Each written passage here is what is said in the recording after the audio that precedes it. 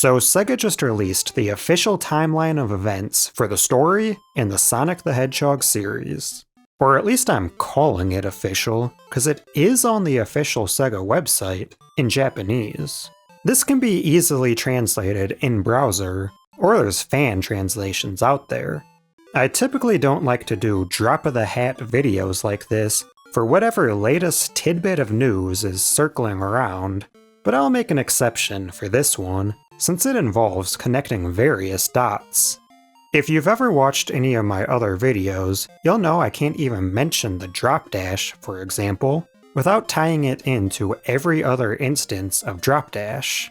Or talk about Knuckles, for example, without going over the whole history of the character. Most of that is because I love making connections, and having an established point of reference helps in conveying whatever point I'm trying to make.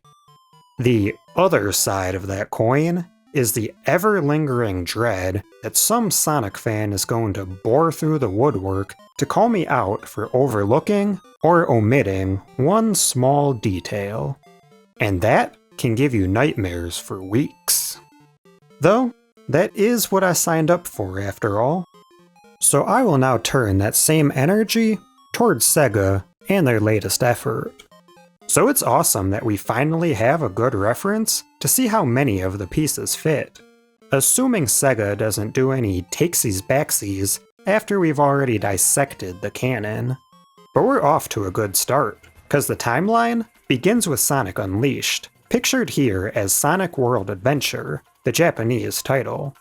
I'm happy to see they're taking in-game history into account, because I could easily see them doing a cop-out timeline starting with Sonic 1 and only focusing on Sonic's story. But they're not, and that's pretty cool. We see Dark Gaia is the origin point, and the Ancients from Sonic Frontiers are next. I remember after playing that game, I was trying to find out more about the history of Sonic's world, since it's intriguing just how far back they took the story with this lost civilization. We see another Unleashed tie-in, which is nice. We'll see this a lot, where it's not just a one-and-done mention of the game to place its main story in a fixed spot, but it accounts for various historical events revealed throughout any one game. We then see Sonic Riders Zero Gravity thrown into the mix. There is a ton of neat history in those games between all the races. But as we scroll down, our history becomes a bit more tangible. The Echidna tribe's demise, famously from Sonic Adventure. Those Tikal scenes get intense. Next is a Black Arms mention. This story should be fresh in all of our minds after Shadow Generations, which happily strengthened portions of 2005 Shadow's story. And then we have Emerald. I can't tell you how big I smiled when I saw Sonic Battle mentioned in an official capacity. Admittedly, it's been a very long time since I played through Battle, but Emerald is definitely a character I fondly remember, and he and the Gizoids are mentioned a couple times in this timeline. It's nice to see a spin-off GBA game reinstill its importance in the series. We now look at the notorious 50 years ago arc, which is of course 50 years prior to modern day in Sonic Adventure 2. I'm not sure if they accounted for the additional 24 years between SA2 and now, which would make it 74 years ago.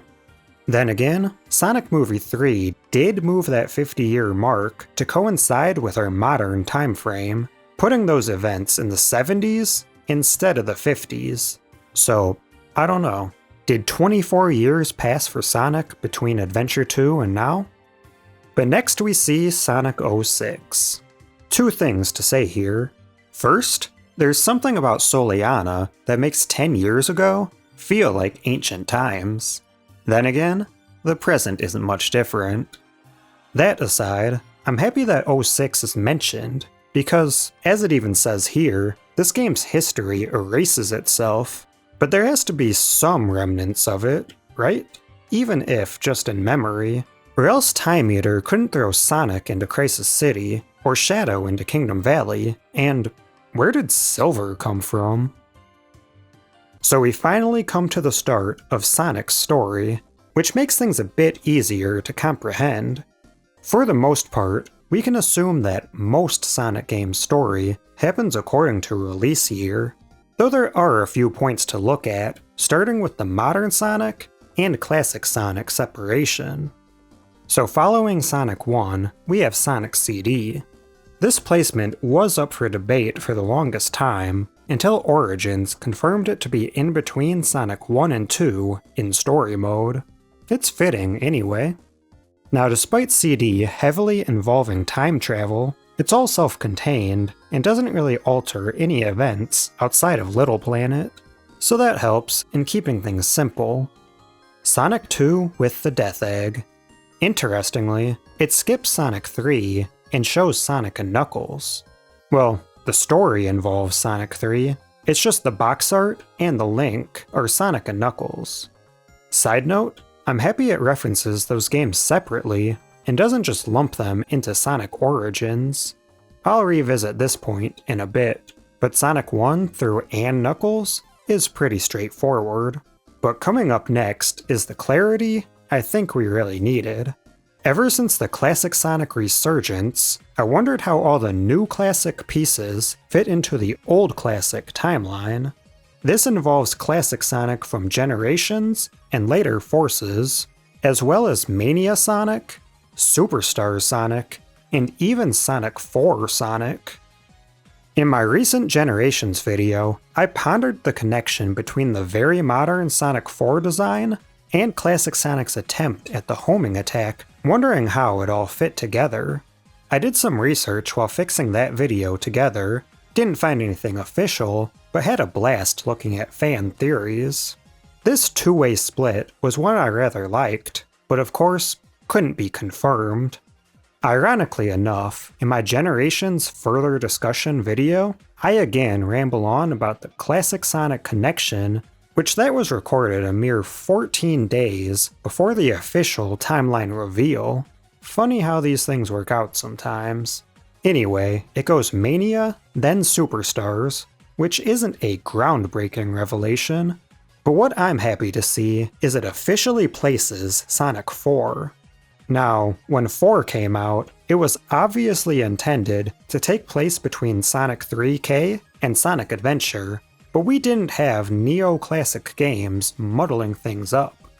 And how do the classic Sonics from the two modern Sonic games fit? Well, we've known Forces Classic ties into Mania, and we now finally confirm that both classics are the same Sonic from different times and not a different dimension.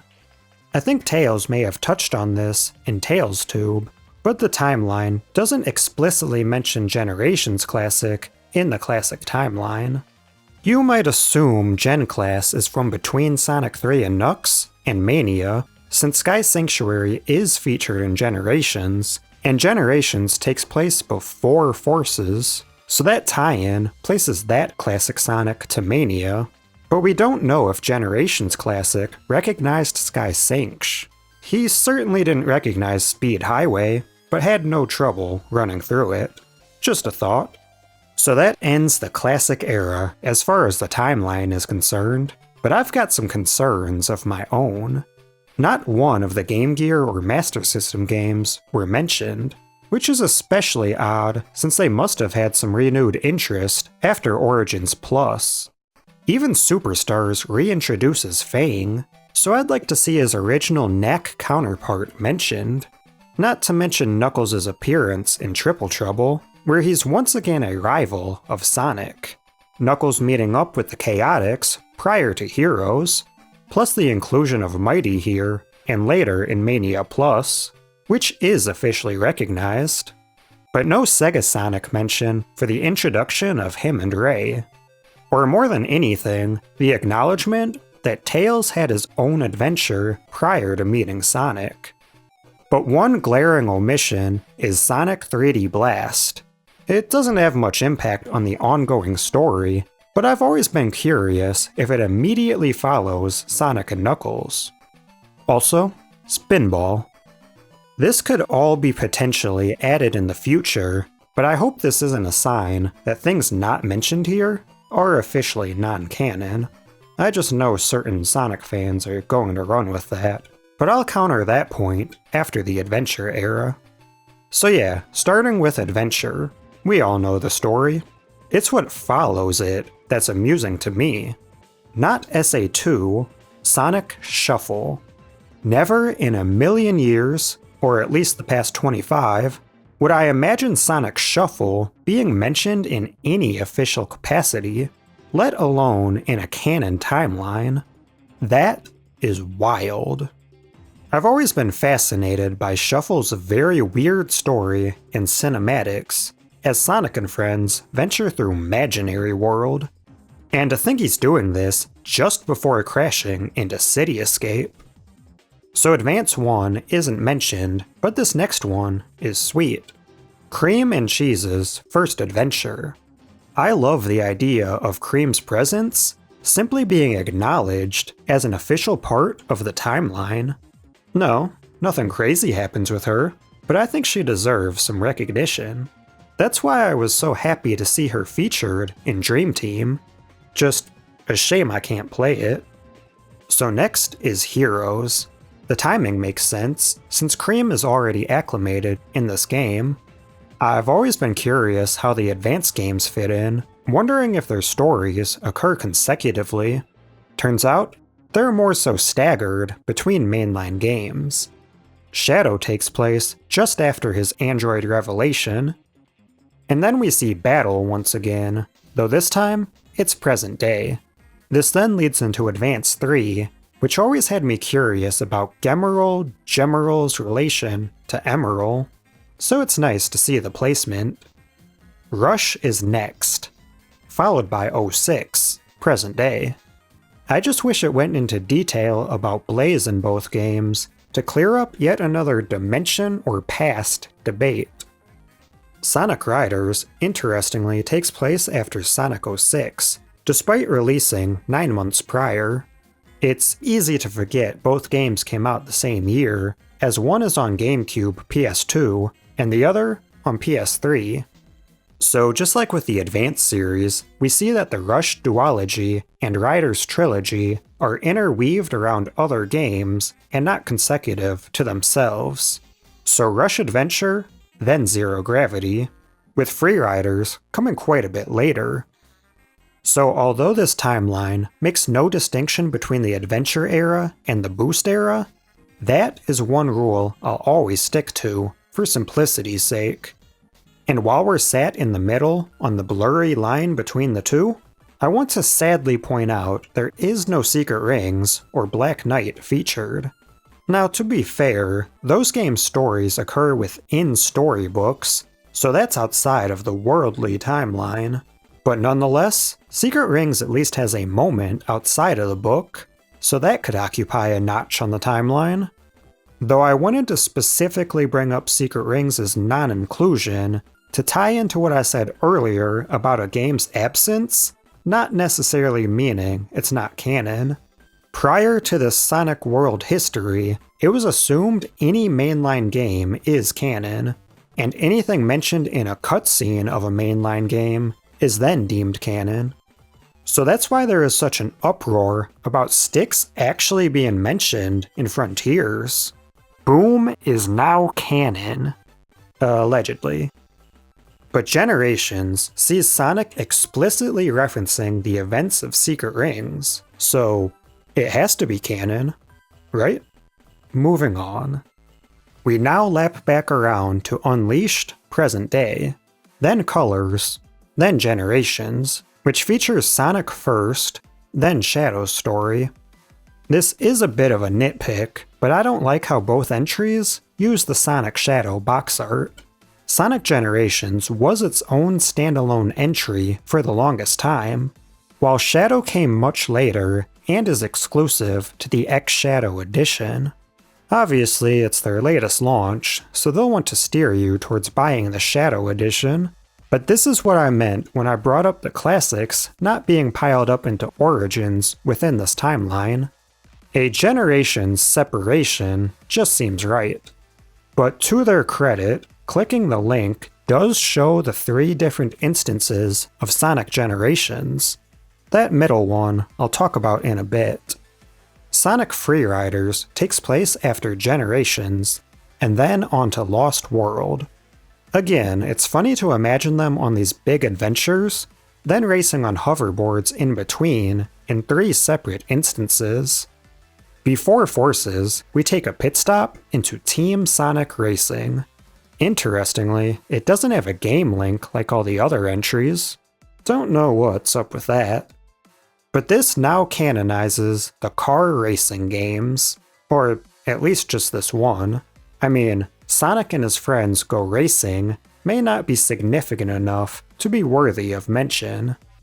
But Dodonpa at least throws in an interesting angle. I wonder if Crossworlds will be added to this list. And then we all know and love Forces. Following that, we have Frontiers, which first references Divergence without specifically mentioning it. Makes me wonder about all the other animated Sonic tie-ins and their inclusion. I'm assuming Final Horizon is included in this. So this era was mostly straightforward, but there's a few omissions I'm curious about. First off, no Dream Team.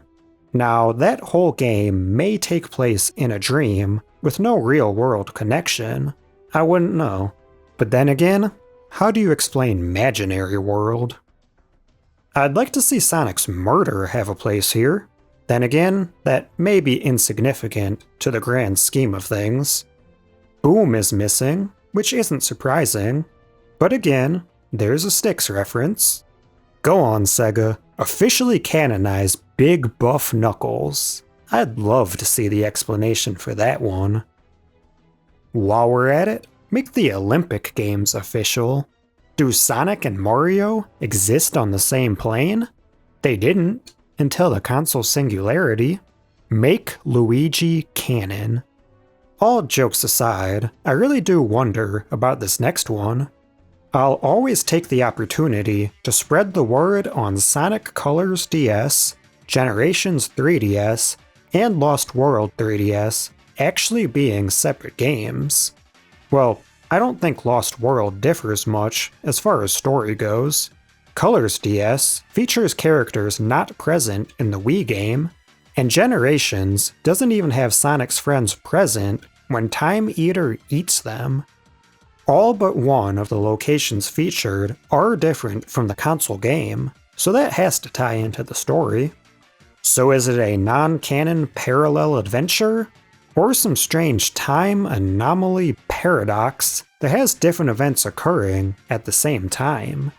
Speaking of time, why wasn't Rivals mentioned when that's the return of the time-traveling hero, Silver? See, I didn't forget about my previous question. Thinking too much about all of this may just cause time to collapse in on itself, so fittingly, we end with Sonic 06. The bad future, which turns into a good future, which once again, undoes itself. One last omission to point out is Sonic Chronicles.